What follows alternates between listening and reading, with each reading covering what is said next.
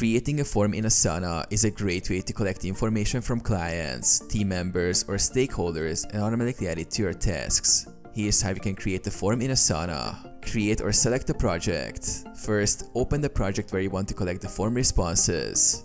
If you don't have a project yet, create a new one. Access the Forms feature. In your selected project, click the Customize button in the top right corner. Scroll down and click on Forms, then click the Create Form button. Build your form. Add questions to the form by selecting from various field types like text fields, drop-downs, or multiple choice options. Each question corresponds to a task field. You can specify if a question is required or optional.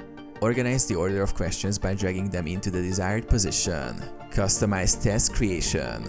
Choose what should happen when a form is submitted, like creating a task in your project with form responses as task details. Assign the task to someone or add tags if needed. Share the form. After creating the form, click Share Form to get a link. You can now share the link via email, social media, or any other communication channel.